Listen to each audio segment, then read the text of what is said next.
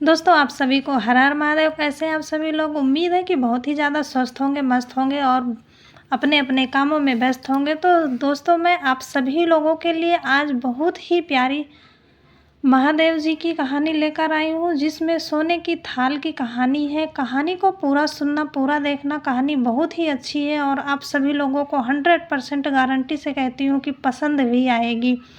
तो बिना स्किप किए हुए कहानी को देखना। दोस्तों, मैं ये कहानी आप सभी लोगों के लिए इसलिए लेकर आई हूँ क्योंकि सावन बहुत जल्दी आने वाला है और इस सावन महादेव जी की असीम कृपा होगी अपने भक्तों पर। जो भी इस सावन में महादेव जी की पूजा करेगा, अर्चना करेगा और प्यारी प्यारी कहानियाँ सुनेगा, उनकी सारी मनोकामनाएं पूरी होंगी। कहानी यह है कि एक नगर में भगवान शिव का एक भव्य मंदिर था, जहां हर वर्ष दूर दूर से भक्तजन शिव जी के दर्शन के लिए आते रहते थे। सावन का महीना था। दूर दूर से कांवड़िए कांवड़ लेकर भगवान शिव को जलाभिषेक करने आए हुए थे। मंदिर का परिसर भक्तों की भीड़ से बहुत ज़्यादा भरा हुआ था। तभी अचानक आकाश में बिजलियां चमकने लगी और सोने का एक थाल उतरा। उसी के साथ एक भविष्यवाणी हुई कि जो कोई भगवान शंकर का सच्चा भक्त होगा और प्रेमी होगा, उसी को यह थाल मिलेगा। मंदिर के परिसर में उपस्थित सभी लोगों ने यह भविष्यवाणी सुनी। धीरे धीरे सभी इकट्ठे हो गए। जो लोग मंदिर की व्यवस्था देखते थे, उन्हें तो पूरा विश्वास था कि यह थाल हमें मिलेगा, इसलिए वे सबसे आगे चलकर खड़े हो गए। सबसे पहले एक पंडित जी आए और बोले, देखिए, मैं प्रतिदिन महादेव का अभिषेक करता हूँ, अतः मैं ही भोलेनाथ का सबसे निकटवर्ती प्रेमी और भक्त हूँ, इसलिए थाल मुझे मिलना चाहिए। इतना कहकर पंडित जी थाल उठाया। जैसे ही पंडित जी ने थाल उठाया, थाल पीतल की हो गई। यह देखकर पंडित जी बड़े लज्जित हुए। उन्होंने थाल अपने स्थान पर रख दिया और वहाँ से चले गए। इसी प्रकार वहाँ उपस्थित जितने भी बड़े बड़े पंडित लोग थे, सब ने यह आजमाया, लेकिन शायद उनमें से कोई भी सच्चा भक्त भोलेनाथ का नहीं था। उन्हें भी थाल उसी स्थान पर रखकर चले जाना पड़ा।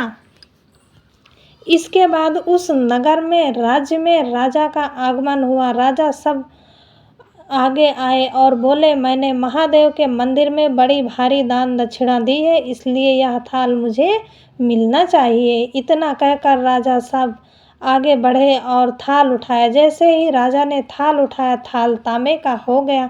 यह देखकर महाराज भी शर्म से लज्जित हो गए और थाल उसी स्थान पर रख कर एक तरफ खड़े हो गए। इसके बाद इसी तरह एक से बढ़कर एक दानी, महात्मा और भक्त पधारे और थाल उठाया, लेकिन किसी के हाथ में कुछ और किसी के हाथ में कुछ हो गया, लेकिन सोने का नहीं रहा। तब लोगों को पता चला कि हम में से कोई भी महादेव का सच्चा भक्त नहीं है। उसी समय एक किसान का आगमन हुआ। एक किसान आता है, वो बेचारा महीनों बाद आज चतुर्मास के सोमवार के शुभ अवसर पर शिव जी के दर्शन करने आया था। गरीबी को गृहस्थ के बोझ तले दबा दिन रात खेतों में मेहनत मजदूरी करके अपना और अपने परिवार का गुजारा करता था। अभी रास्ते में आ रहा था कि कोई भिखारी मिल गया और कुछ खाने को मांगने लगा।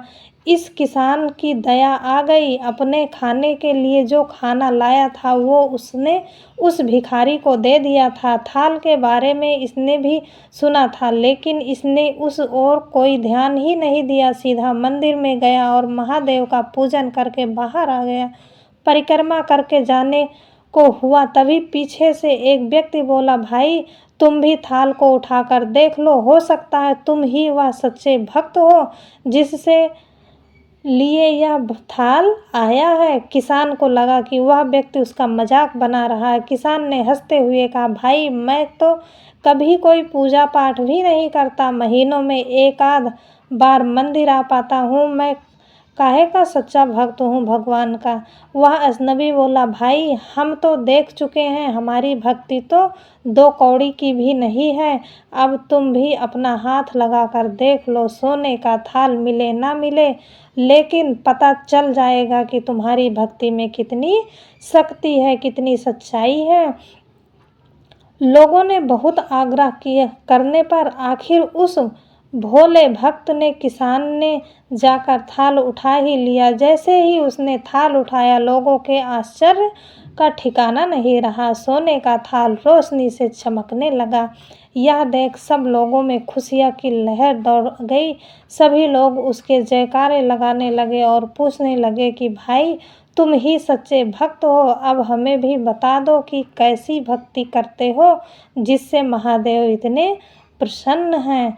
तो किसान बोला, भाई मैं कोई भक्ति नहीं करता, मैं केवल दिन भर खेतों में काम करता हूँ और थोड़ा समय निकाल कर ज़रूरतमंद लोगों की मदद करता हूँ।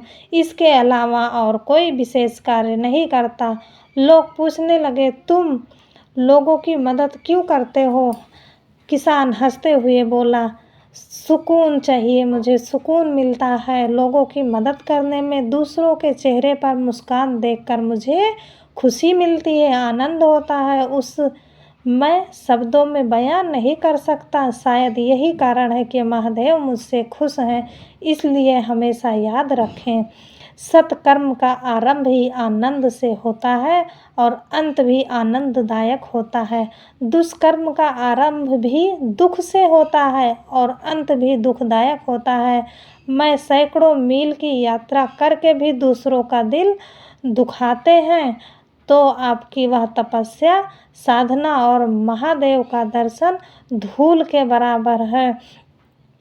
दोस्तों, मुझे उम्मीद है कि यह कहानी आप सभी लोगों को बहुत ही ज़्यादा प्यारी लगी होगी, अच्छी लगी होगी और आप सभी लोगों से विनती है कि लाइक और सब्सक्राइब ज़रूर करना। सभी को हर